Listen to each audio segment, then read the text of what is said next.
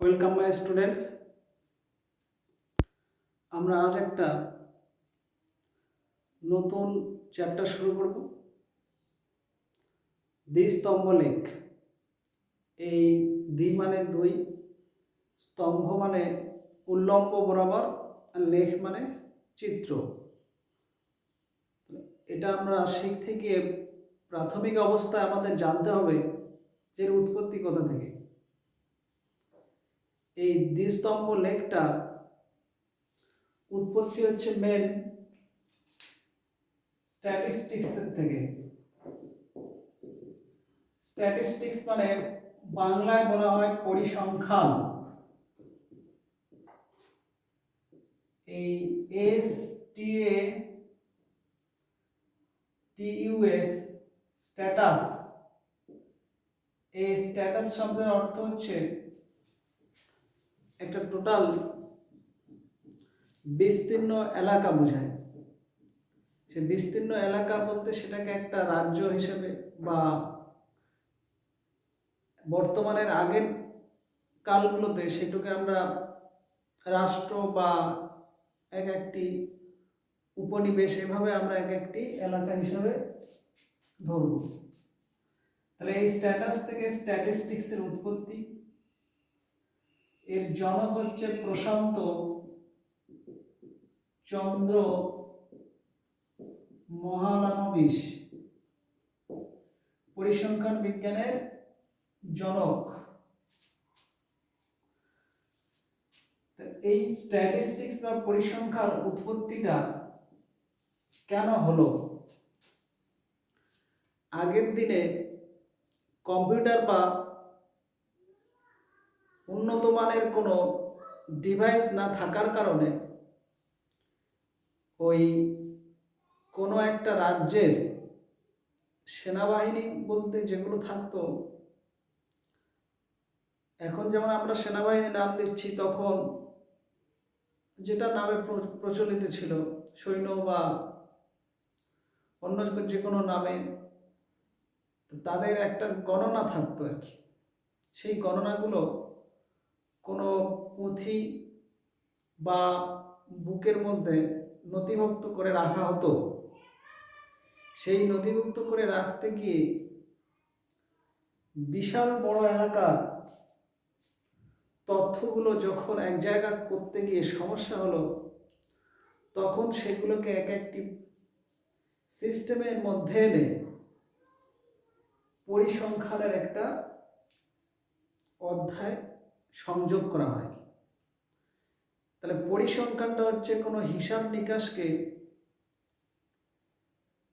অগোছালোভাবে না রেখে গুছিয়ে একটা নির্দিষ্ট রূপে প্রকাশ করা। এবারে সেই তথ্যগুলো প্রকাশ করতে গিয়ে আমরা চিত্র ব্যবহার করতে পারি, বা ডেটা দিয়ে ছকের মাধ্যমে বা হিসাব নিকাশ ক্যালকুলেশনের মাধ্যমে করতে পারি। অনেক সময় দেখা যায় কিছু তথ্য ক্যালকুলেশন করতে গিয়ে সমস্যা হতে পারে, বড় হিসাব আসতে পারে, সেটাকে চিত্রের মাধ্যমে ছোট করা যায়।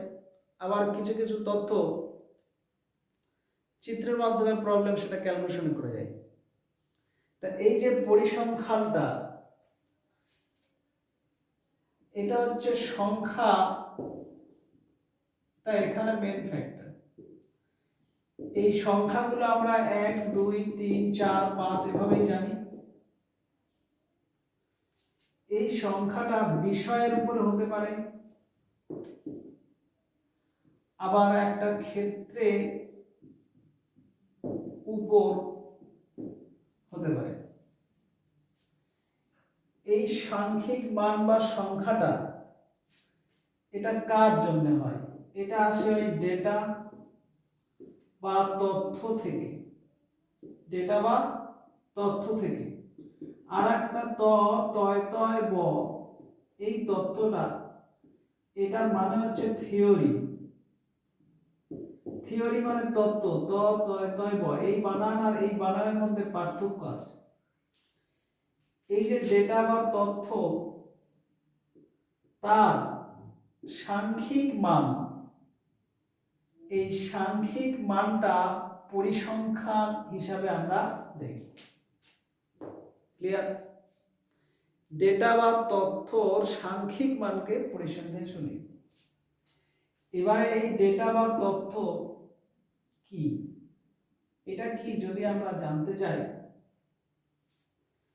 কোন একটি বিষয়টা বাংলা হতে পারে, গণিত হতে পারে, আরো আদার্স হতে পারে। ক্ষেত্র বলতে একটা জায়গা, বিশাল বড় জায়গা, এটা প্রতাপ বাগান ধরছি, এটা প্রতাপ বাগান বাঁকুড়া, ঠিক আছে, এটা একটা বিশাল এলাকা। তো একটা এলাকা বা কোন একটা বিষয়, এই বিষয়ে কেউ ধরো বাংলায় 12 নম্বর পেল, কেউ 88 পেল 100-র মধ্যে, কেউ 20 পেল। তো এই যে বিষয়ের উপরে যে নম্বরগুলো পেল, এগুলো এক একটি তথ্য, আর এই 12, 18, 20 এগুলো হচ্ছে সাংখ্যিক মান। তাহলে ডেটা বা তথ্যর সাংখ্যিক মান এইগুলো। আর কোন ক্ষেত্র থেকে যে ডেটাটা পাবো সেটা কি? ক্ষেত্র থেকে ডেটা পেতে গেলে মনে করো প্রতাপ বাগান এলাকাতে আমি সপ্তম শ্রেণীর ছাত্র সংখ্যা বের করব। ধরো একটা বাড়িতে গেলাম, সেখানে দেখা গেল সপ্তম শ্রেণীর ছাত্র একজন আছে। পাশের বাড়ি গেলাম, কেউ নাই, 0। তার পাশের বাড়ি গিয়ে দেখছি ধরো দুজন ভাড়ায় থাকে, সেই দুজনই সপ্তম শ্রেণীতে পড়ে।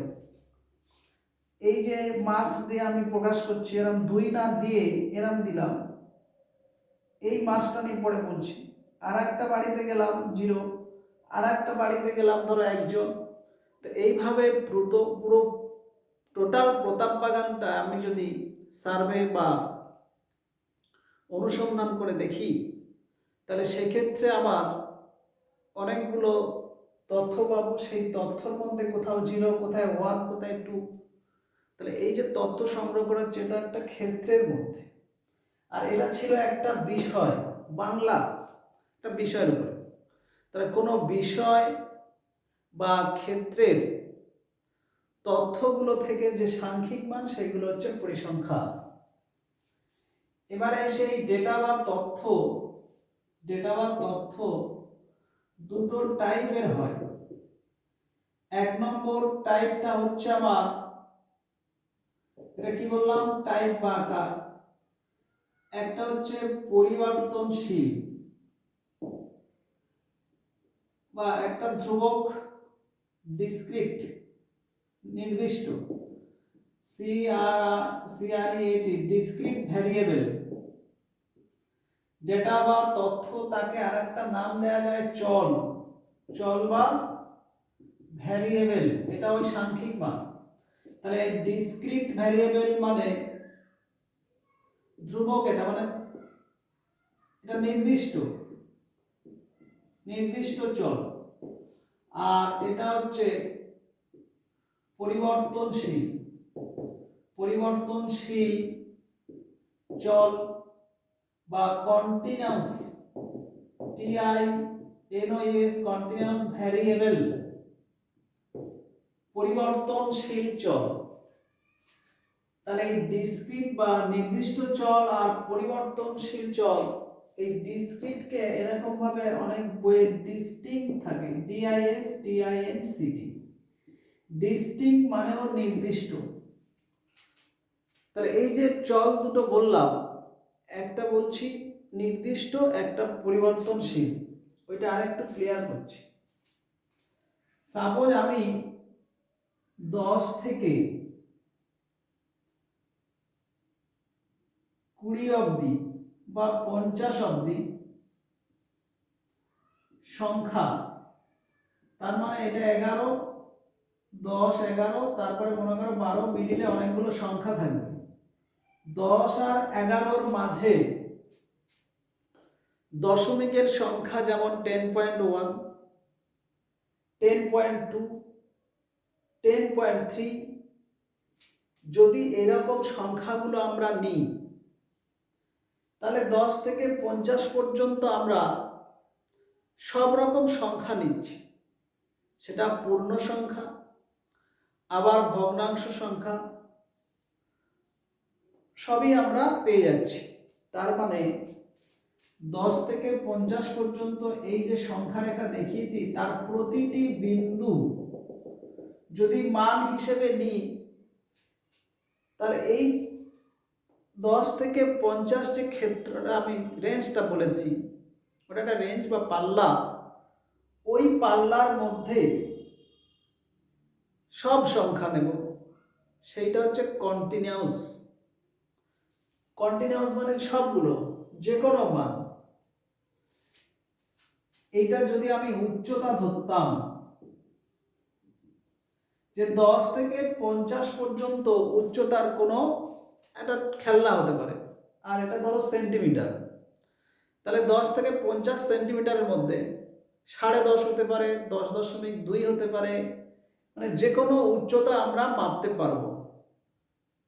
কিন্তু 10 থেকে 50 পর্যন্ত এই যে উচ্চতাটা যে কোনো মান নেবে, কিন্তু খেলনা বললাম তখন এই যে খেলনার সংখ্যাটা যদি আমি জানতে চাইতাম 10 থেকে 50 পর্যন্ত যদি আমি খেলনা গুনি তাহলে হিসাব করে আমার 10টা খেলনা হতে পারে, 12টি হতে পারে, 13টি হতে পারে, কিন্তু 10.3টি খেলনা বলে কিছু হবে?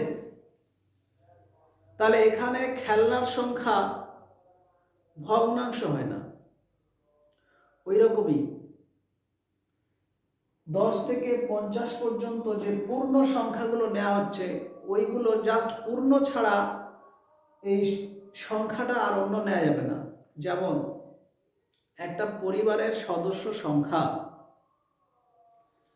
3 জন হতে পারে, বাবা মা সন্তান, বা বাবা মা দুটো সন্তান 4 জন হতে পারে, তাহলে এক্ষেত্রে পরিবারের সদস্য সংখ্যা 4 হতে পারে।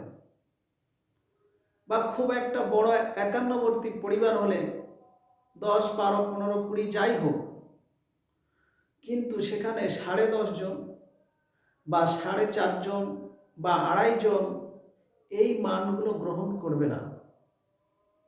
তাহলে আমার কথাটা কি বোঝা গেল? পরিবর্তনশীল চল মানে একটা রেঞ্জ বা পাল্লা বলে দেওয়া হবে, সেই পাল্লার মধ্যে যদি সব বিন্দু বা সব মান নেয় তাহলে পরিবর্তনশীল, কিন্তু বেছে বেছে নির্দিষ্ট পূর্ণ সংখ্যাগুলো নেওয়া মানে ওইটা হচ্ছে নির্দিষ্ট, ডিস্টিংক্ট বা নির্দিষ্ট। তাহলে নির্দিষ্ট চলের একটা উদাহরণ হচ্ছে ওই যে পরিবারের সদস্য সংখ্যা। 2 নম্বর, এটা 1 নম্বর। 2 নম্বর, এই প্রতাপ বাগানে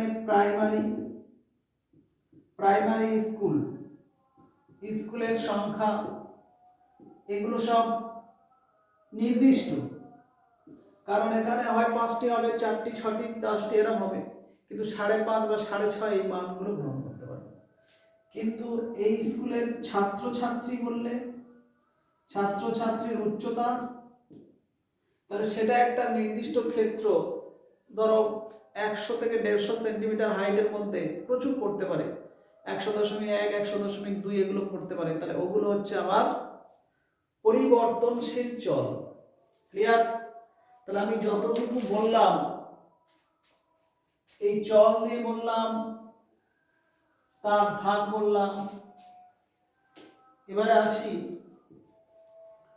এই ডেটা বা তথ্য এইগুলো নিয়ে আমরা তো সাজাবো। এই ডেটা বা তথ্য এটা যদি প্রাথমিক অবস্থায় কালেকশন করা হয়,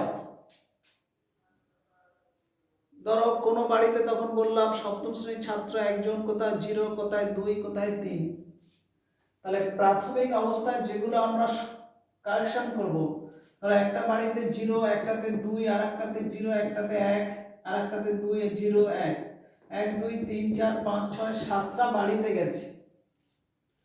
7টা বাড়িতে গিয়ে একটা বাড়িতে সপ্তম শ্রেণীর ছাত্র সংখ্যা 0, আর একটা বাড়িতে সপ্তম শ্রেণীর ছাত্র সংখ্যা 2। এভাবে আমরা এই কটা বাড়ি সার্ভে করেছি, এটা একটা এলাকায়।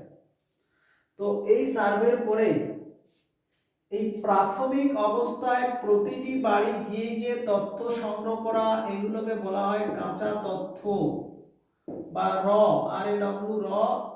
ডাটা।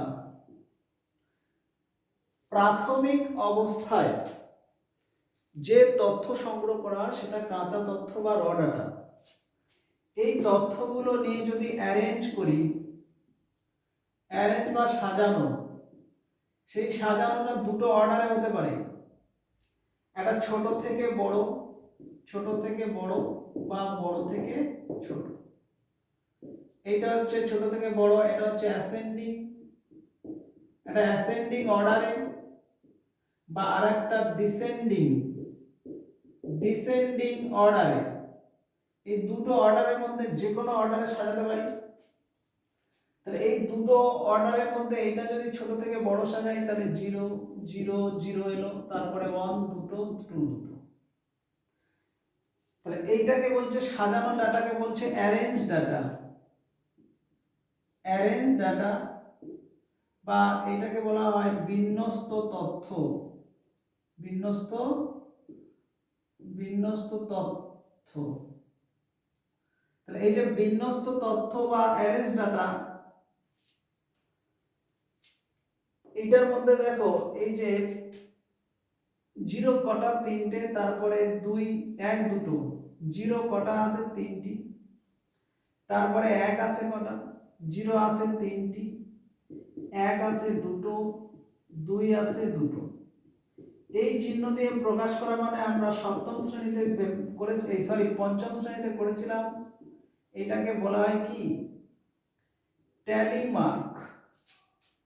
তাহলে ট্যালি মার্ক আরেকবার রিমাইন্ড করে নিলাম, আর এখান থেকে এই ডাটাটা এ করলাম।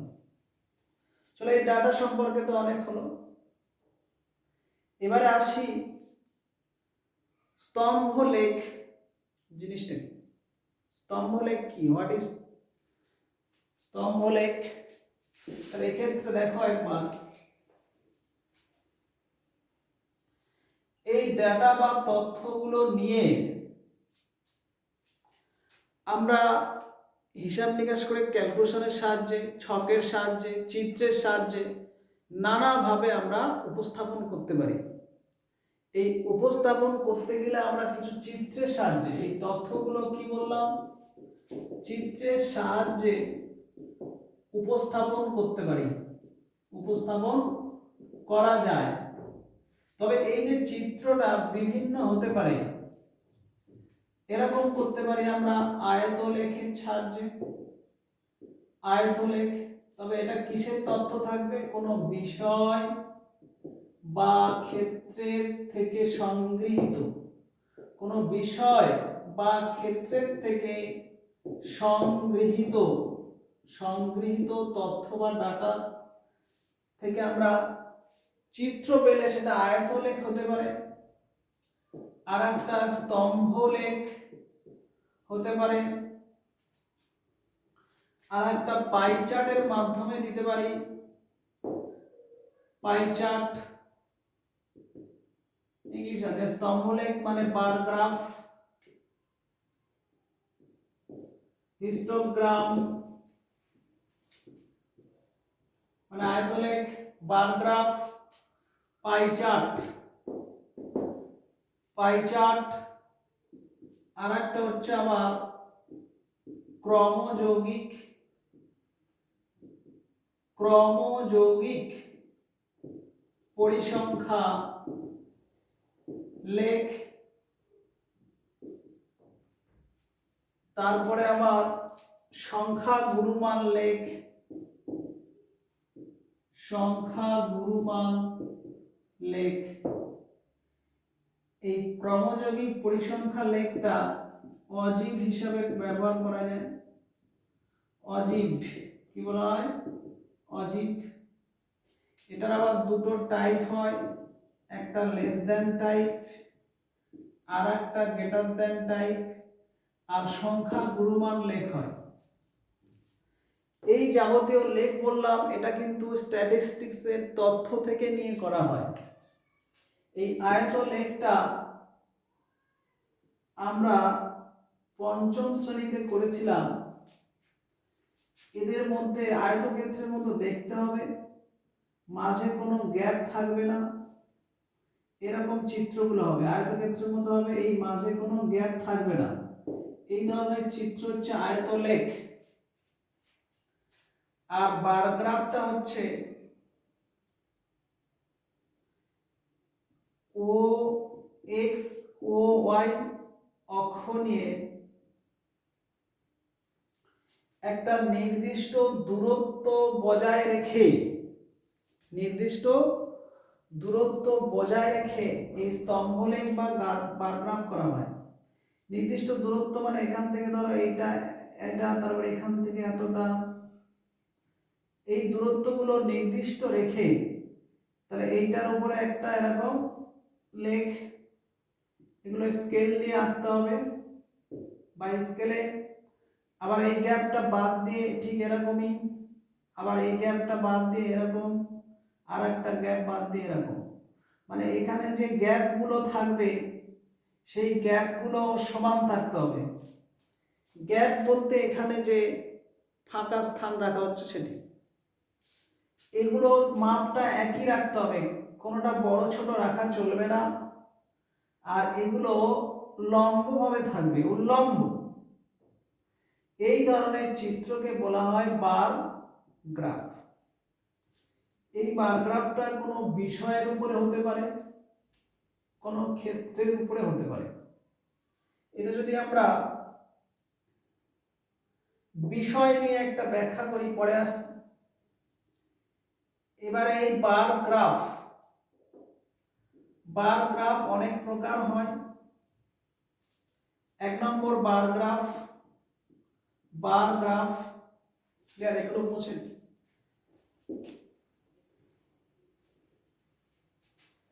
এই বার গ্রাফটা টাইপ, যেমন এক নম্বর কি বললাম, বার গ্রাফ হয়। এটা তো হচ্ছে ডবল বার গ্রাফ, মানে এইটাকে বলবো স্তম্ভলেখ, এইটাকে বলবো দ্বিস্তম্ভলেখ। আর একটা ট্রিপল বার গ্রাফ হয়, TRIPLE, ট্রিপল বার গ্রাফ। আর এরকম ডট ডট দিয়ে আরো বেশিও হয়, মাল্টিপল বার গ্রাফ,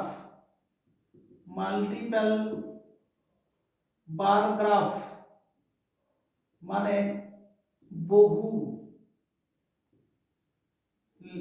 এখানে যেমন স্তম্ভলেখ, এটা বহু লেখ হয় আর কি। এটা দ্বিস্তম্ভ, এটা বহু স্তম্ভ লেখ বলবে, বহু স্তম্ভ লেখ।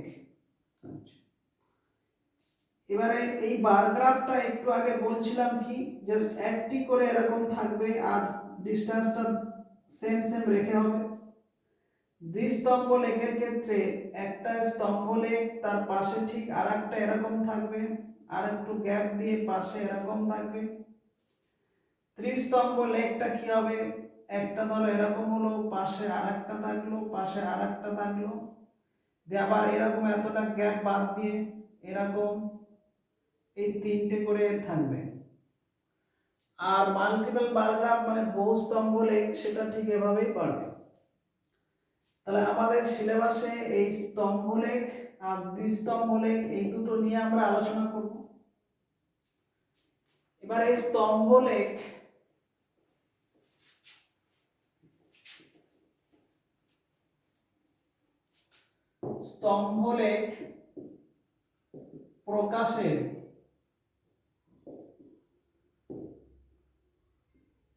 প্রকাশের টাইপ দুটো হয়, একটা লম্বভাবে আর একটা লম্বভাবে হয়, আর আরেকটা অনুভূমিক বা হরাইজন্টালি হয়, আর এটা পারপেন্ডিকুলারি হয়, হয়। হরাইজন্টাল আর পারপেন্ডিকুলার কি? যেমন এইটা বললাম, এরকম গ্যাপ দিয়ে আবার গ্যাপ দিয়ে, এইটা হচ্ছে পারপেন্ডিকুলার। আর হরাইজন্টালি বলতে ভূমির সমান্তরাল। কি হবে? ভূমির সমান্তরাল ভাবে প্রকাশ হবে। এটা প্যারাগ্রাফগুলো এরকমই হবে। ক্লিয়ার? এবারে এইটা দ্বিস্তম্ভ প্যারাগ্রাফ হতে পারে, পারপেন্ডিকুলার লম্বভাবে, উল্লম্বভাবে হতে পারে, আর অনুভূমিক ভাবে হতে পারে। তাহলে এই দুটো টাইপ। তাহলে অনুভূমিক ভাবে দ্বিস্তম্ভ হতে পারে, ত্রিস্তম্ভ হতে পারে, মাল্টিস্তম্ভ, বহুস্তম্ভ হতে পারে। এবার একটা বিষয়ের সঙ্গে লিংক দিয়ে কিভাবে আমরা ম্যাথ সলিউশন করব। যেমন তথ্য হিসাবে নিচ্ছি বাংলা এক্সামের উপরে। বাংলা এক্সাম আর বিভিন্ন শ্রেণী নিচ্ছি। শ্রেণীটা কি নিচ্ছি? একটা নিচ্ছি সপ্তম, অষ্টম, নবম। আমি ছোট করে তিনটে দেখিয়ে দিচ্ছি, বেশি নিচ্ছি না। সপ্তম, অষ্টম আর নবম শ্রেণী। বাংলা এক্সামে এই সপ্তম শ্রেণীতে গড়ে নম্বর এসছে 90%, অষ্টমে 80%, আর নবমে 85%, এরকম মার্কস এসছে। এইটাকে যদি বলে স্তম্ভ লেখের সাহায্যে প্রকাশ করো, এইটা। তো প্রথমে স্কেল দিয়ে আঁকবে, অবশ্যই স্কেল আর পেন্সিল ইউজ করবে। তাহলে এরকমই দুটো অক্ষ করে এটা ও নাম দিয়ে এদিকে তীর দিয়ে এক্স দেবে, এদিকে তীর দিয়ে ওয়াই দেবে। দেওয়ার পর এই দিক বরাবর বিষয় লিখলে, আর এই দিক বরাবর ওই নম্বরটা এরকম পাশে লিখতে পারো, এরকম নম্বর শতকরায় বা নম্বর পার্সেন্ট এরকম লিখবে। এবারে এখানে কিছু আমি মার্ক করে নেব। ঠিক একই ডিসটেন্স রাখবে, এতটা ডিসটেন্স রেখে মনে করো এইটা সপ্তম করছি, আর ঠিক এই এতটা গ্যাপ বাদ দিয়ে গ্যাপগুলো সেম রাখতে হবে। ঠিক এতটা গ্যাপ বাদ দিয়ে এটাকে আমরা অষ্টম করছি, আর এতটা গ্যাপ বাদ দিয়ে এটাকে আমরা নবম করছি। উপর দিকে আমরা পার্সেন্টেজটা এরকম ভাবে করছি, এটা হচ্ছে 10%, তারপরে হচ্ছে 20%, 30%, 40, 50, 60, 70, এভাবে আমরা 70, 80, 90% এগুলো আমরা উপরে হিসাব করছি। এবারে দেখো সপ্তম শ্রেণীর পার্সেন্টেজটা হচ্ছে 90%। তাহলে এই 90% আমার ঠিক 90 পর্যন্ত এখান থেকে উঠবে,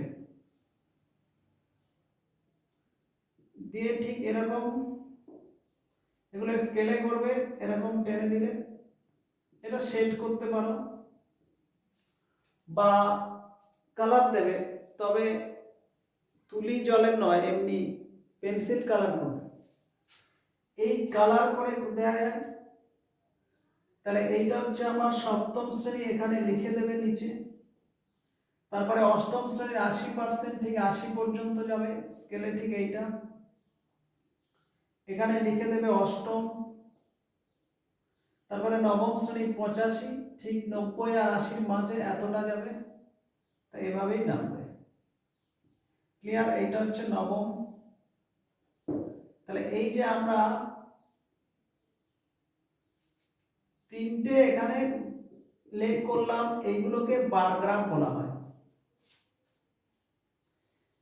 এবারে যদি কেউ কালার দাও, এটা যদি লাল নীল এরকম কালার দাও তাহলে এখানে এরকম একটা সূচক তৈরি করতে হবে, কি বলা হয় সূচক। এই কালার যদি রেড দাও তাহলে এখানে রেড কালারটা দিয়ে পাশে লিখে দেবে কি সপ্তম, বা এইটাকে হলুদ দিলে হলুদ কালার এখানে পূর্ণ করে দিয়ে এখানে অষ্টম, এটা যদি ব্ল্যাক দাও ব্ল্যাক দিয়ে নবম। তাহলে এইভাবে আমার সূচকটা পাশে করতে হবে। ওকে, আর এই বার গ্রাফটা করার সময় এই যে 1 থেকে 10 এগুলো গ্রাফ পাতায় করতে হয়। গ্রাফ পাতায় ছোট ছোট বর্গাকার ঘর থাকে। এই ম্যাথের বাঁ দিকের উপরে স্কেল বলে লিখবে, খাতাটার পাতার উপরে স্কেলে কি লিখবে, বর্গাকার প্রতিটি ঘরের দৈর্ঘ্যকে 1 একক ধরে ব্যাস এটা করব। ক্লিয়ার? এইখান থেকে আমরা অনলি পেলাম বার গ্রাফ বা স্তম্ভলেখ। দ্বিস্তম্ভলেখ হলে দুটো বিষয়ের উপরে হবে, দুটো বিষয় থেকে তথ্য নেওয়া হবে। সেটা হতে পারে কোন একটা শ্রেণীর ছাত্র ছাত্রীর সংখ্যার গণনা হতে পারে, যেমন সপ্তম শ্রেণীর যদি কোয়েট স্কুল হয়, ছাত্রছাত্রী উভয় যদি একই শ্রেণীতে পড়াশোনা করে, তাহলে যদি আমরা লেখ করি যে সপ্তম শ্রেণীতে ছাত্রছাত্রীর সংখ্যা, ছাত্রর একটা গ্রাফ করলাম আর ছাত্রীর, তাহলে এক্ষেত্রে এরকম দ্বিস্তম্ভ লেখ হতে পারে। এই দিকটা আমরা ছাত্রছাত্রী লিখব, এই দিকটা সংখ্যাটা আমরা লিখব, 3 দিয়ে বোঝাবো। দেখো এখানে সপ্তম শ্রেণী যদি ছাত্র 10 জন হয়, ছাত্রী 7 জন হয়, তাহলে 7 6 5 এভাবে যদি আমরা কাউন্ট করি। তারপরে ধরি অষ্টম শ্রেণী, এটা হলো সপ্তম, অষ্টমে যদি আমার 20 জন ছাত্র আর 10 জন ছাত্রী হয়, তাহলে ঠিক এই সোজা সোজা করে দেবো, এটা 20, এটা অষ্টমে। তাহলে এইখানে যে দুটো লেখ একসঙ্গে পাশাপাশি থাকবে এটা হচ্ছে দ্বিস্তম্ভ লেখ। ক্লিয়ার? স্তম্ভ লেখের এইটা এখান থেকে এইটা পর্যন্ত এটাকে উচ্চতা বলে, টোটাল দৈর্ঘ্যটাকে বলা হয় কি উচ্চতা। আর এখান থেকে এইটা এটা ওই তথ্য বা ডেটা নেওয়া আছে, এটা বিষয়ের উপরে। এখানে বিষয়টা হচ্ছে বাংলা, এখানে বিষয়টা হচ্ছে ছাত্রছাত্রীর সংখ্যা। এই ডেটা বা তথ্য উপরে উচ্চতাটা ডিপেন্ড করে। কিরকম? ধরো এইটাতে বাংলা, এই ডেটাগুলো যত বেশি হবে এর উচ্চতাটা তত বেড়ে যাবে, ডেটা যত কম হবে উচ্চতা তত কমের মধ্যে আসবে। এখানে যেমন অষ্টম শ্রেণীর ডেটা ছিল 80%, তাই 80 পর্যন্ত গেছে। সপ্তম শ্রেণীর ডেটা ছিল সর্বোচ্চ 90, তাই 90 গেছে। তাহলে এই ডেটা বা তথ্য সর্বদা উচ্চতার সঙ্গে সমানুপাতিক সম্পর্ক। ডেটা বাড়ালে উচ্চতা বেড়ে যাবে। কার উচ্চতা? এখানে ওই আয়ত লেখের বার গ্রাফ বা স্তম্ভ লেখের উচ্চতাটা বাড়বে। তাহলে এখান থেকে একটা তথ্য কি পেলাম, এই যে বিষয়টা কি পেলাম, তথ্য ভ্যারিজেস উচ্চতা মানে সমানুপাত সম্পর্ক। সমানুপাত সম্পর্ক এই উচ্চারণটা এরকম করে ভ্যারি এজ, বা এটাকে এরকম ভাবে বলা যায় প্রপোর্শনাল টু। তথ্য প্রপোর্শনাল টু উচ্চতা, বা তথ্য ভ্যারিয়েস উচ্চতা, বা সমানুপাতিক, বা তথ্য সমানুপাতিক উচ্চতা, মানে এটা বাড়লে এটা বাড়বে, ব্যাস এটা একটু মাথায় রাখবে। এবার আসি এই যে তথ্য বলছি, এই তথ্যগুলো যদি 90% ছেড়ে আরো বেশি বড় বড় তথ্য হয়, যেটা ফার্স্টে বলছিলাম বিশাল একটা এলাকার সেনাবাহিনী গণনা, অনেক বড় তথ্য, তাহলে সেগুলো ক্যালকুলেশন করতে গিয়ে আমাদের এই স্কেলটা আমরা ঠিক করে নির্ধারণ করে নেব। কিরকম? ধরো যদি বলে ওয়েস্ট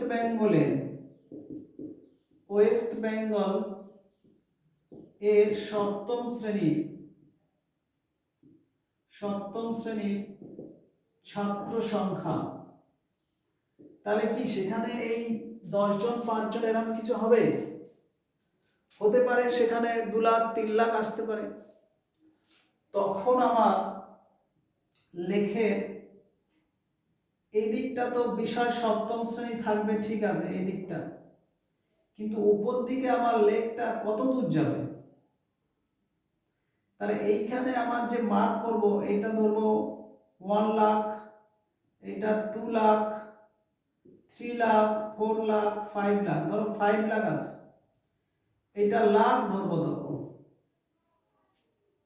তাহলে এই ক্ষেত্রে আমাদের লক্ষ্য 5 লক্ষ, কিন্তু স্কেলটা আমার লিখে দিতে হবে কি, এই যে গ্রাফ পেপারে এরকম বর্গাকার ঘর থাকে ছোট ছোট, সেগুলো থেকে বলবে এই বর্গাকার ঘরের প্রতিটি দৈর্ঘ্য সমান 1 লাখ ধরে বা 1 লক্ষ ধরে পাই। এই আমার স্কেলটা নির্ধারণ করে দিতে হবে, কারণ ওই দাগ পর্যন্ত অত গোনা সম্ভব নয়, বা টোটাল 10টা ঘরকে এক একক হিসেবে সেভাবে বলে দেবে। ক্লিয়ার? তাহলে এই যে তথ্য বললাম এগুলো বোঝা গেল। এবার আসি এই তথ্যের সুবিধাটা কি। এই স্তম্ভলেখের সুবিধা কি? স্তম্ভলেখের সাহায্যে দেখো আমরা চিত্র থেকে দেখে